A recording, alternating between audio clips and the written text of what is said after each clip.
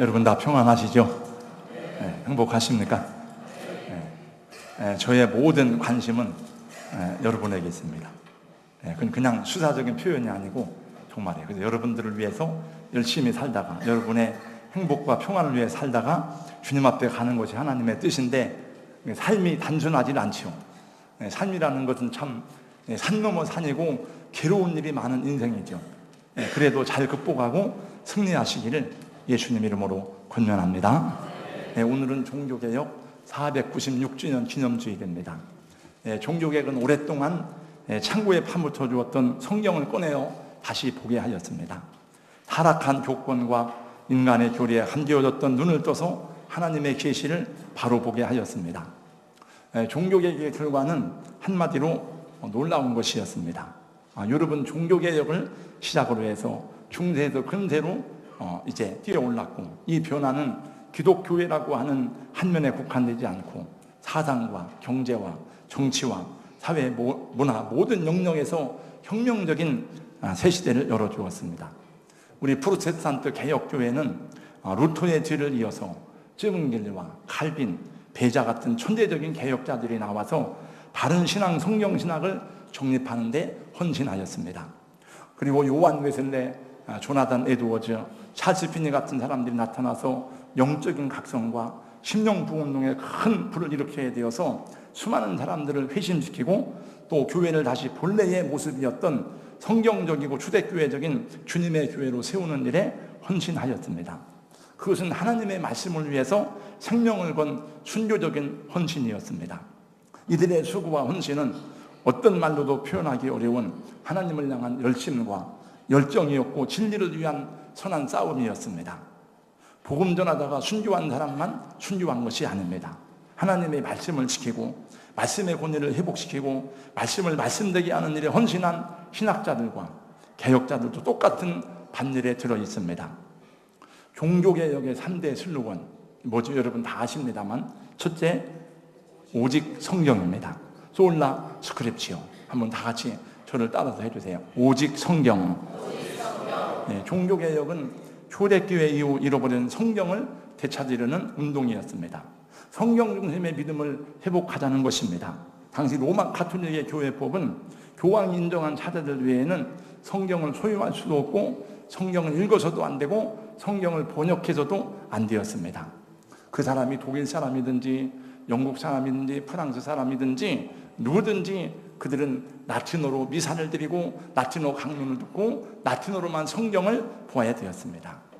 이 모든 것은 진정한 의미에서의 성경적인 교회와는 너무나도 거리가 멀었습니다. 수백 년 동안 계속된 교황의 절대 권력 앞에서는 그 누구의 도전도 허락되지 않았습니다.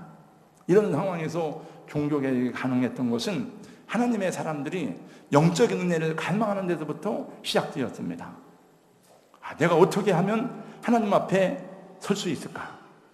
이것은 의를 사모하는 인간의 간절한 호소였습니다. 우리 인간 안에는 그 의를 사모하는 게 있어요. 왜냐하면 영적인 존재이기 때문에 그렇습니다. 내가 어떻게 이 죄에서 놓여날 수 있고 이 모든 죄의식으로부터 자유함을 누릴 수 있는가 하는 진실한 신앙인의 전류가 여기저기서 신음하듯이 터져나왔습니다. 루터 자신도 이 물음에 대한 해답을 얻으려고 많은 고행을 하셨습니다. 그러나 그 해답을 얻으려고 고행을 하면 할수록, 몸은 치면 칠수록 더 분명하게 나타나는 것은 뿌리 깊은 죄의식 뿐이었습니다. 그러던 오늘날 루터는 하나님의 말씀에서 일생을 고뇌하고 고민하고 고통스러워하던 문제의 답을 그는 얻게 되었습니다. 그것이 바로 로마서 1장 17절이었습니다. 복음에는 하나님의 의가 나타나도 믿음으로 믿음에 이르게 하나니 오직 의인은 믿음으로 말미암아 살리라. 할렐루야. 이 말씀을 받던 날 루터는 말할 수 없는 감격과 환희와 기쁨의 노래를 부르지 않을 수가 없었습니다. 우리 방금 전에 찬양했던 그 찬양도 루터가 작사하고 작곡한 찬양이고, 이 찬송가에는 루터가 작사하고 작곡한 찬양이 많이 있습니다. 그러므로 이 개혁은 인간의 의지와 인간의 힘이 아닌 살아계신 하나님의 말씀으로부터 시작된 것입니다. 이 말씀이 루터로 하여금 앞으로 나가게 하였고 하나님의 말씀을 선포하지 않을 수 없는 원동력이 되게 한 것입니다. 우리 사랑하는 성도 여러분, 여러분들이 로마 가톨릭 교회로 가지 아니하고 하나님께서 복음적인 기독교회로 인도하신 것을 감사할 수 있기를 주님의 이름으로 축원합니다. 여러분 정말 감사해야 돼요. 우리는 어떤 종교적인 요소를 따라 움직이는 것이 아니고 오직 하나님의 말씀을 따라 무엇이 진리인지를 바르게 분별하고 진리를 따라가야 되고, 이 프로테스탄트 개혁교회는 하나님의 말씀을 따라 움직이는 그런 교회이므로 여러분들이 이 복음적인 교회에서 신앙생활을 하게 된 것을 기쁨으로 알고 축복으로 알 수 있기를 바랍니다. 종교개혁은 첫째, 성경으로 돌아가자는 운동입니다. 그 어떤 것도 성경을 대신하거나 대체할 수 없습니다. 세상 학문과 풍조는 나날이 변하지만은 하나님의 말씀인 성경은 100년 전에도 1000년 전에도 하나님께서 이 성경을 주신 이래로 지금까지, 그리고 예수님 말씀에 의하면은 주님이 다시 오시는 그날까지 1.1핵도 변함이 없이 이루어질 것이라고 말씀하셨습니다. 이 성령은 그대로 이루어지고 성취되었고 성취될 것입니다. 두 번째, 오직 은혜입니다. 솔라 그라치아. 종교개혁은 하나님의 은총을 다시 회복하는 것이었습니다. 구원은 독생자 예수 그리스도를 통해서 베푸신 하나님의 은혜로 주어지는 선물이지 결코 인간의 선행이나 공로에 의한 것이 아닙니다. 여러분, 예수님이 십자가에 죽으시고 부활한 것이, 십자가의 죽으심이 나의 죄를 온전히 사하는 것이라고 믿는다면은, 그리고 그 주님이 우리의 죄를 사하시는 것이 99.9%가 아니고 100%인데 왜 인간의 공덕이 필요합니까? 왜 인간의 노력이 필요하겠습니까? 구원은 결코 공로가 아닙니다. 구원은 우리의 노력의 대가가, 우리는 100번 죽었다 깨어나도 구원에 이를 수가 없습니다. 구원은 결코 나의 의로움으로 주어진 것이 아닙니다. 오직 하나님의 은혜인 것입니다. 값없이 주는 하나님의 선물이라고 에베소 2장 8절에서는 말씀하고 있어요. 개혁자 칼빈은 이렇게 외쳤습니다. 구원에 대하여 인간의 공로와 성자의 공덕을 가미하는 것은 그들의 피를 더럽히는 사탄의 작품이다. 세 번째, 오직 믿음입니다. 솔라 피데. 종교개혁은 우리를 초대교회 본래의 신앙으로 돌아가게 했습니다. 모든 인간은 예수 그리스도를 믿음으로만 하나님 앞에 설 수 있다는 것입니다. 믿음으로 구원받는다는 말은 루터의 말도 아니고 칼빈의 교리도 아닙니다. 이것은 오직 성경을 통해 계시된 하나님의 말씀입니다. 여러분, 우리 조상, 믿음의 조상 아브라함이 언제 의롭다함을 받았습니까? 아브라함은 많은 신앙의 위대한 행동을 했습니다. 창세기 12장 말씀에 보니까 하나님께서 갈대아 우르를 떠나라고 명령하실 때에 그 모든 것을 버리고 갈대아를 떠난다는 그 순종이 얼마나 귀합니까? 그러나 하나님은 그것을 보시고 아브라함을 의롭다고 하지 않으셨습니다. 아브라함이 그 아들 이삭을 번제로 바치는 그 일은 얼마나 놀라운 일입니까? 그러나 하나님은 그것을 보고 아브라함을 의롭다고 하지 않으셨습니다. 오늘 6절 말씀에 보니까 지난 시간에 말씀을 드린 겁니다. 아브라함이 여호와를 믿으니 여호와께서 이를 그의 의로 여기시고. 그러나 아브라함이 진짜 의로워서 의로운 것이 아닙니다. 아브라함이 정말 의로운 사람이라 의롭다 하신 것이 아니고 법적인 용어예요. 이거는 하나님께서 그 믿음을 보시고 의롭다고 인쳐주시고, 그 믿음은 나타날 예수 그리스도의 구속의 십자가를 사건을 믿는 믿음으로 연결되는 것입니다. 이 세상에 여러분, 인간의 율법으로 자기의 의롭다함을 받을 만한 사람이 있을까요? 없습니다. 갈라디아서 2장 26절 말씀해 보니까 율법의 행위로는 의롭다함을 얻을 육체가 없느니라 말씀했습니다. 오직 우리는 하나님의 은혜로만, 십자가의 구속으로만 주님 앞에 의롭다함을 받을 수가 있는 것입니다. 할렐루야. 찬양 하나만 더 하겠습니다. 하나님의 세상을처럼 사랑하자. 하나님의 세상을 이처럼 사랑하사 독생자를 주셨으니 누구든지 예수 믿으면 멸망하지 않고 영생을 얻으리로다. 요한복음 3장 16절. 다시 장면을 바꾸어서 창세기 말씀으로 돌아오겠습니다. 주소를 잘 찾아서 따라오시기 바랍니다. 하나님이 아브라함을 향해 말씀하십니다. 지금 아브라함은 소망이 다 끊어졌습니다. 비전이 다 죽었습니다. 근데 하나님 말씀하십니다. 이 하늘의 뭇별들을 셀 수 있나 보라. 셀 수 없죠. 네 자손이 이와 같으리라. 근데 아브라함이 그것을 믿었어요. 이것을 믿으니 하나님께서 의로 여기셨다. 이건 믿을 수 없는 내용이에요. 왜냐하면 아브라함이 죽어가니까, 지금 사라의 경도가 끊어져 가니까. 그 로마서 4장에서는 아브라함이 바랄 수 없는 중에 바라고 믿었다 그랬거든요. 그냥 아브라함이 묻습니다. 하나님께 8절 말씀해 보니까 주 여호와여, 내가 이 땅을 소유로 받을 것을 무엇으로 알리까? 근데 하나님이 말씀하십니다. 9절에 3년 된 암소와 암염소와 춘양과 비둘기를 취해라. 아브라함이 재물들을 잡아서 그걸 쪼개 놓았는데, 이거 조금 어려운 얘기인데, 근데 다 이것은 초등학생도 이해할 수 있는 얘기예요. 잘 들으세요. 이건 약간 교리적인 얘기입니다. 고대 중동 지방에서는 중요한 계약을 할 때에는 짐승을 잡아서 쪼개놓고 그 사이를 지나가는 것으로 계약을 체결했습니다. 만약에 우리 장로님하고 저하고 집을 사고 파는데 계약을 합니다.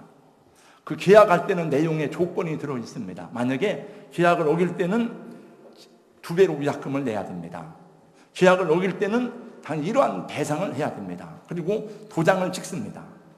더 확실하게 하려면 공증을 합니다. 가서. 옛날에는 그것을 어떤 식으로 했는가 하면은 재물을 잡아서 쪼개놓고 그걸 가운데로 지나가는 것입니다. 그리고 만약에 이 계약을 어길 때에는 이와 같이 하겠다, 이와 같이 되리라 하는 내용을 가지고 있습니다. 그리고 계약에는 반드시 당사자가 있습니다. 혼자 계약하는 건 없어요. 물론 내가 나에게 약속하는 건 있지만은 그건 계약이 아니죠. 반드시 집을 사고 파는 것도 상대방이 있습니다. 사업성의 거래를 하는 것도 파트너가 있습니다. 국가 간의 조약을 맺는 것도 파트너가 있습니다. 남자와 여자가 만나서 결혼을 하는 것도 일종의 계약입니다. 그런데 여러분, 나라와 나라 간에, 개인과 개인 간에 계약이 많은데 사람들은 계약에 대해서 얼마나 신실합니까? 얼마나 온전합니까? 사람들은 얼마나 많이 약속을 깨고 계약을 위반하는 일이 많은지 모릅니다. 제가 들은 얘기 가운데 이런 걸 책에서 본 적이 있어요. 글에서 본 적이 있습니다. 옛날 등소평이 김일성을 만났을 때에 이렇게 말했답니다. 이 등소평이 김일성을 보고 하는 말이, 국가 간의 계약을 믿지 말아라. 아마 그 얘기는 너도 나를 믿지 말아라. 네 스스로 지켜야 된다. 아마 이런 얘기가 아닐까. 그럼 나라의 지도자가 한 말이에요. 국가 간 계약을 믿지 말아라. 언제든지 배반할 수 있다. 하나님도 인간과 계약을 맺으셨습니다. 그래서 원래 성경의 뜻이 카바난트, 계약이란 뜻이에요. 테스타멘트, 약속이란 뜻을 갖고 있습니다. 그런데 성경은 언제나 하나님은 당신의 약속에 대해서 성실하시고 신실합니다. 저는 성경을 읽다가 너무 황송스러워요. 왜냐하면 여호와의 성실하심이 대대에 미치리로다. 그 여호와의 성실하심이 누구를 향한 성실하심인가 하면은 우리를 향한, 저를 향한 성실함. 하나님이 오정무 너를 위해서 하나님은 성실하시다. 성실하다는 말을 쓸 때 보편적으로 아랫사람이 위에 사람이 성실하다는 말을 쓸 때 어떻게 하나님이 우리에 대해서 성실하다는 말을 할 수 있을까? 그래서 또 쓴 말이 피스티스입니다. 그 말이 우리말로 번역하면 미쁘다 그 말이에요. 좀 쉬운 말로 번역하면 신실하다 그 말이에요. 우리가 찬양하잖아요. 신실하신 하나님 찬양하잖아요. 하나님은 신실하십니다. 근데 문제는 인간이에요. 인간은 너무나 자주 계약을 파기하고 계약을 깨트리고 지 마음대로 합니다. 하나님이 사람을 축복하시고 구원하실 때에 계약을 따라서 축복하시고 약속을 성취하셔야 되는데 인간 편에서 약속이 깨어지고 하게 되니까 하나님도 어쩔 수 없이 그 계약을 포기하지 않으면 안 됩니다. 그래서 하나님께서 사용한 방법이 뭔가 하면은 아브라함과 계약을 맺을 때에 아브라함을 계약에 참여시키긴 하지만은 계약의 당사자로서의 아브라함을 배제하는 겁니다. 네, 아브라함은 그 계약을 지킬 수가 없어요. 네. 하나님만이 오늘 여기 말씀해 보니까 17절 말씀 보세요. 해가 져서 어두울 때에 아브라함이 깊이 잠들었거든요. 하나님이 아브라함을 깊이 잠들게 하신 다음에 연기나는 화로가 보이고 타는 횃불이 그랬는데 이 횃불은 하나님의 임재를 상징하는 거예요. 하나님만이 쪼갠 고기 사이로 지나갔습니다. 아브라함은 이 쪼갠 고기 사이로 지나가지 않았어요. 하나님만이 이 계약에 대해 이 약속에 대해서 온전하게 내가 지킨다 하는 거예요. 너는 못 지킬지라도 나는 이것을 지키겠다 하는 것입니다. 이것을 보고 뭐라고 하는가 하면은 좀 신학적인 용어로 일방적 언약이라, 일방 언약. 말씀 원자, 약속 약자입니다. 오늘날 성도들이 목사님 설교 짧게 해주세요. 목사님 간단하게 해주세요. 목회자들이 막 유머 학원에 다녀요. 유머 학원. 왜 재밌게 하는 게 대사예요. 교인들을 웃기게 하면 다 좋다는 거예요. 물론 그건 좋은 것이죠. 재밌게 해야 되죠.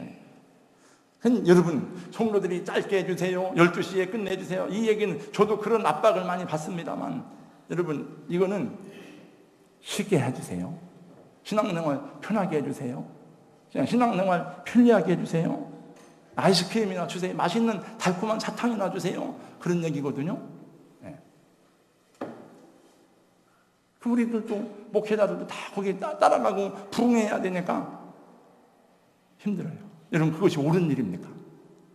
쉽게, 편하게, 편리하게 믿는 게 그게 옳은 일이에요? 그건 옳은 게 아닙니다. 사람들은 축복의 메시지를 원합니다. 그래서 이 모든 이 내용을 모르고 일방적 언약이라고 할 때 사람들은 많은 오해를 하게 돼요. 이런 걸 안 가르칩니다. 인간은 그 계약을 만약에 아브라함이 그걸 지나갔더라면 아브라함은 죽었어야 될 거야. 왜? 아브라함은 나중에 언약을 지킬 수가 없어요. 그래서 하나님 혼자 지나가시네요. 내가 죽겠다 하는 겁니다. 그리고 언약의 재료는 피입니다. 피. 왜 피로써 언약을 맺었느냐? 레위기 17장 11절 말씀해 보니까 육체의 생명은 피에 있습니다. 내가 이 피를 너희에게 주어 제단에 뿌려 너희의 생명을 위하여 속죄하게 하였나니, 내가 이 피를 뿌려 생명을 위해 속죄하게 하였나니, 우리가 피 흘리는 게 아니고, 우리가 피 흘려 속죄를 해야 되는데 피 흘리는 게 아니고 내가 이 피를 흘려서 속죄하게 하였나니 생명이 피에 있으므로 피가 죄를 속하느니라. 그래서 여러분 짐승의 피가 어떻게 인간의 죄를 속합니까? 짐승의 피가. 그래서 이 어린 양은 예수님의 예표이고 하나님이 직접 인카네이션 하셔서 이 땅에 오셔서 예수 그리스도가 십자가에 죽으시고 피 흘리심으로 우리의 죄를 속죄하신 것입니다. 그래서 주님은 마지막 최후의 만찬에서 제자들에게 이 포도주를 주면서 받아 모시라. 이것은 너희를 위해서 흘리는 바 나의 피 곧 언약의 피니라 이렇게 말씀하셨어요. 그래서 주님은 이 언약을 이루기 위해서 하늘과 땅 사이에서 모든 사람이 볼 수 있도록 공개적으로 십자가에 피 흘려 죽으셨습니다. 이것이 아브라함과 세운 언약의 성취예요. 그래서 우리는 이렇게 찬양합니다. 그 피가 맘속에 큰 증거 됩니다. 내 기도 소리 들으사 다 오라가소서. 내가 주께로 지금 가오니 십자가의 보혈로 날 씻어 주소서. 예, 찬송가 493장에 보면 하늘 가는 밝은 길이 내 앞에 있으니 그 찬송이 나오는데 그 가사의 3절에 보면 이런 내용이 나와요. 내가 천성 바라보고 가까이 왔더니 아버지의 영광 집에 나 쉬고 싶도다. 나는 부족하여도 영접하실 터이니. 저는 그래서 그 찬양을 하는 중에도 3절이 나오면은 가슴이 저려와요. 나는 부족하여도 영접하실 터이니. 저는 하나님의 나라에 가기에 한없이 부족합니다.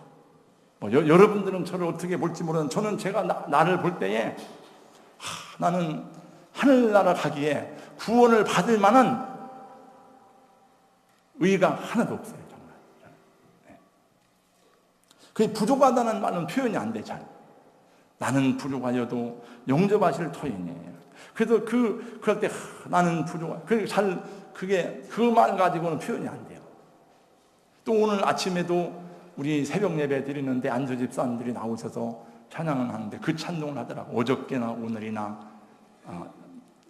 영원하도록 한결같이 변함없는 주님의 사랑을 찬양을 하는데 거기 보면 3절에 보면 그 내용이 나와요. 허물 많은 베드로를 용서하시고 의심 많은 도마에게 확신. 저는 그 3절이 은혜가 돼요. 3절이.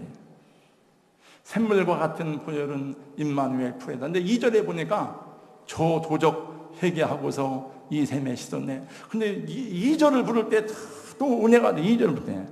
저는 특별히 남의 것을 막 훔치고 도둑놈이 아닌데 왜 이 2절에서 은혜가 되는가. 그런 생각이 나요. 지난 주간에도 중국에서 이렇게 학생들, 신학생 가르치고 떠나오는데 학생들이 막 손을 흔들며 배웅을 하는 거예요. 이렇게. 다 우리는 언제 만날지 모르지만은 하나님 백성이에요. 제가 그 영접을 받을 만한 자격이 없는 사람인데 참 얼마나 감사한지 몰라요. 저는 여러분들도 다 내가 구원받을 만한 자격이 없는데 그 십자가의 은혜가 가슴에 밀려오기를 축복합니다. 그래서 성령께서 은혜를 주셔야 돼요. 마지막으로 하나님은 아브라함의 자손들에게 고난 후에 영광을 약속하셨어요. 13절, 14절 읽습니다. 13절, 14절 다 같이 시작. 여호와께서 아브라함에게 이르시되 너는 반드시 알라. 네 자손이 이방에서 되게 되어 그들을 섬기겠고 그들은 400년 동안의 자손을 괴롭히느니 그들이 섬기는 나라를 내가 징벌할지며 그 후에 내 자손이 큰 재물을 이끌고 나오리라. 우리 성도 여러분, 하나님의 진정한 축복은 고난 후에 영광임을 기억하시기 바랍니다. 이 말씀은 아브라함의 자손들이 이방에서 나그네가 되어서 이방 사람들을 섬기게 될 것이라는 예언의 말씀이에요. 그리고 400년이 지난 다음에 다시 그 땅으로 돌아오리라는 예언의 말씀입니다. 이 예언의 말씀대로 이 아브라함의 자손들은 요셉이 먼저 애굽으로 내려가게 되었고 야곱이 모든 가족들을 애굽으로 내려가서 살다가 400년 동안 애굽에서 노예로 종로로 찾아가 하나님의 해방자 모세를 통해서 그들을 출애굽시키는 내용들을 말씀하고 있는 것입니다. 주님을 믿고 따르는 자에게도 고난이 있음을 말씀하고 있습니다. 아브라함의 자손에게도 고난과 시련가 있음을 예고하는 것입니다. 여러분 그렇습니다. 우리 믿음의 사람들에게도 고난이 있습니다. 시험이 있고 광야의 길이 있습니다. 주님도 고난을 받으셨고 십자가의 고난 이후에 영광을 받았습니다. 하나님의 백성들은 고난과 시련을 통해서 성장하고 성숙해 갑니다. 성경의 믿음의 선진들을 보세요. 고난과 연단이 없이 성장하고 승리한 사람이 있습니까? 개혁자들도 진리를 수호하기 위해서 얼마나 많은 고난과 시험들과 맞서 싸우며 이 길을 걸어왔습니까? 그러므로 우리 사랑하는 성도 여러분, 고난이나 시련이 있을지라도 혹시 역경이 있을지라도 십자가를 바라보고 감사하고 인내하며 찬양할 때에 고난을 뛰어넘는 승리의 면류관이 주어지게 될 줄로 믿습니다. 여러분 복음의 진리는 변함이 없습니다. 하나님의 진리는 변함이 없습니다. 그러나 하나님이 세운 교회는 언제나 반석 위에 있지만은 이 지상의 교회는 타락할 수 있고 변질될 수 있고 언제나 가라지가 이 안에 자랄 수가 있습니다.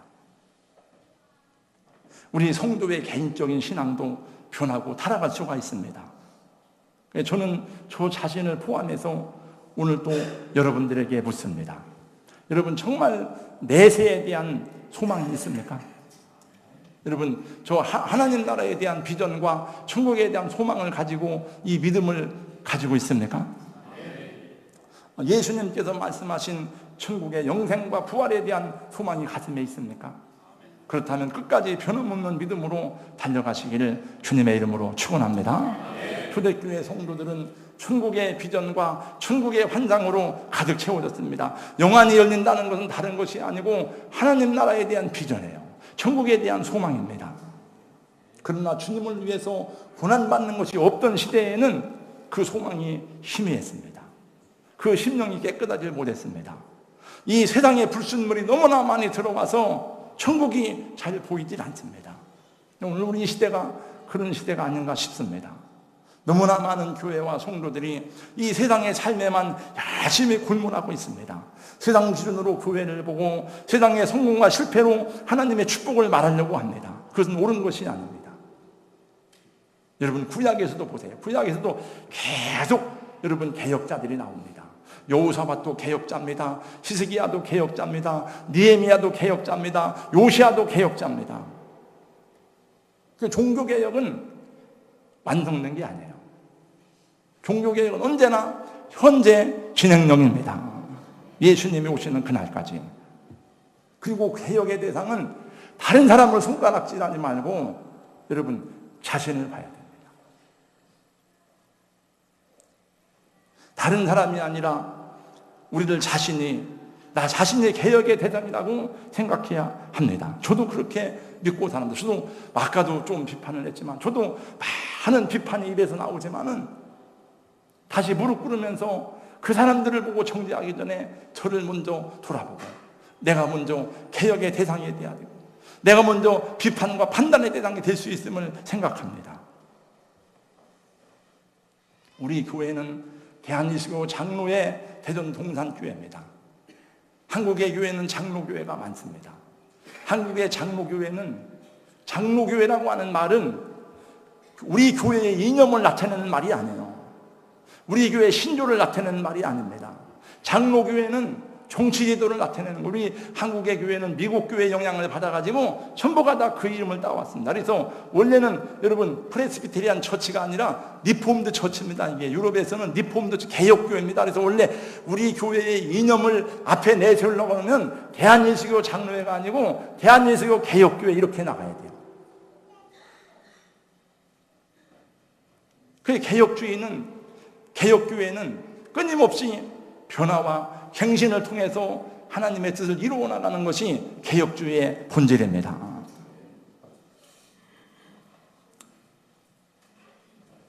이 세상에 살아가는 성도들은 새하늘과 새 땅을 바라보고 걸어가는 하나님의 사람들입니다.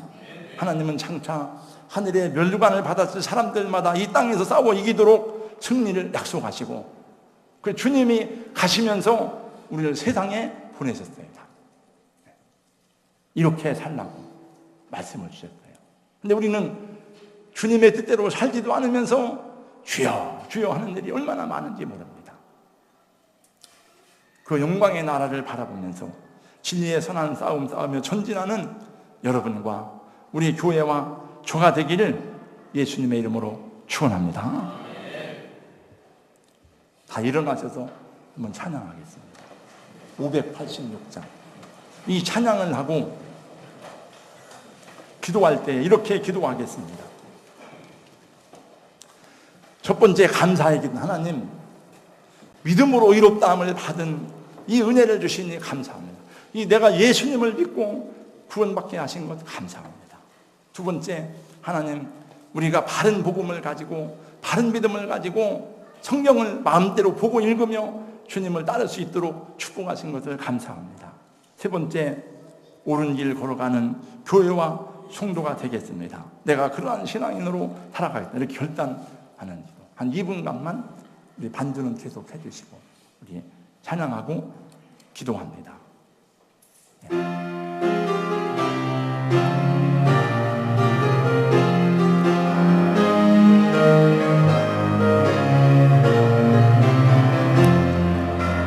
어느 민족 누구에나 결단할 때 있나니 참과 거짓 싸울 때에 어느 편에 설 건가 주가 주신 새 목표가 우리 앞에 보이는 빛과 어둠 사이에서 선택하여 살리라. 고상하고 아름답다 진리 편에 서느니 진리 위에 언합하고 영예히 얻어도 비겁한 자 물러서나 용감한 자 세계 낙심한 자 돌아오는 그날까지 서리라. 순교자의 빛을 따라 주의 길을 쫓아서 십자가를 등에 지고 한번 향해 가리라. 새 시대는 새 사명을 우리에게 주나니 진리 따라 사는 자는 전진하리 언제나. 악이 비록 성하여도 진리도 강하다. 진리 따라 살아갈래 어려움도 당하리. 우리 가는 그 앞길에 어두운 장막 엎쳐도 피아노 하나님이 함께 계셔 항상 지켜주시니 함께 다 같이 기도합니다. 걸어가신 우리 하나님 아버지 은혜를 감사합니다. 하나님의 아버지 거룩한 이름으로 만족에게 의롭다함을 받은 이 은혜 주신 것을 감사합니다. 하나님 나와 같은 소와 같은 죄인을 우리 아버지 하나님 앞에 나를 돌아오며 은혜를 나아갈 수 있는 시간 될 수 있도록 역사하여 주시기를 우리 기도합니다. 아버지 하나님 예수님서 우리의 십자가에 예수님 죽으시고 그를 구원하시고 살아내신 것을 감사합니다. 하나님 우리 아버지 이 은혜 끝까지 잊지 아니하고 금년의 주님을 오직 성경으로 오직 그대로 성령님 도와주시고 인도하시길 땅에 살아가는 생명 아버지의 삶 되시도록 하나님 역사하여 주시고 많은 것을 가운데 마음과 천국가는 성령을 그날까지 통해서 최선을 하나님의 다하는 진리로 밝히 알게 하시고 깨달아 수 있도록 은혜 주시고 역사하여 주시기를 기도합니다. 아버지 다른 신앙 갖게 하신 것을 감사합니다. 주님을 의지하고 섬길 수 있도록 주님이 역사하여 주시기를 원합니다. 우리 교회가 더욱더 하나님의 사랑을 느끼어 세계 주관하는 이 은혜와 구원하며 견고히 온전한 진리를 도와주시기를 사시는 우리 아버지 하나님 감사합니다. 걸어가신 하나님 아버지, 우리 개혁자들의 신앙을 받아서 바른 길을 걸어가는 교회가 되게 하여 주옵소서. 바른 길을 걸어가는 성도들이 되게 하여 주옵소서. 우리 주님 영원한 나라의 분양을 사모하는 믿음으로 걸어가도록 아버지 도와주시고 인도하시기 바라여 기도합니다. 세상적 기준으로 교회를 보지 않게 하여 주시옵시고 세상적인 기준으로 흥흥과 신세를 새로운 고난을 받아 아버지의 선하시고 인도하시고 역사하시고 무엇인지 분별하며 돌아지는 삶이 아니라 주님의 손과 사랑과 은혜로 함께하시고 이 시간도 임하시고 역사하여 주시옵소서. 네, 자리에 앉으시기 바랍니다. 걸어가신 우리 하나님 아버지, 이렇게 저희같이 연약하고 부족하고 허물 많은 인생들을 예수님 십자가의 피 흘리심으로 속량하시고 하나님 자녀 삼아주신 것을 진심으로 감사합니다. 우리 눈을 열어서 하나님 말씀을 볼 수 있는 은혜를 주시고 귀를 열어서 말씀을 들을 수 있는 은혜 주신 것을 감사합니다. 하나님, 온전하지는 못하지만 바른 교회, 바른 믿음, 바른 신앙을 가지고 주님을 섬기고 신앙생활할 수 있도록 축복하신 것을 감사합니다. 이제는 우리가 하나님 약속의 말씀을 따라서 이 진리의 걸음을 걸을 수 있도록 용기와 믿음을 더하여 주시옵시고 모든 고난과 시련을 극복하고 하나님 앞에 견고히 설 수 있도록 축복하여 주시옵소서. 세상의 기준으로 성공과 실패를 말하지 않게 하시고 오직 하나님의 영광과 말씀 안에서 판단을 받고 우리를 교정하고 깨우쳐가고 새롭게 변화시켜 나가는 그런 공동체, 그런 주의 종들이 되게 하여 주시옵소서. 예수님 이름으로 기도하옵나이다. 아멘.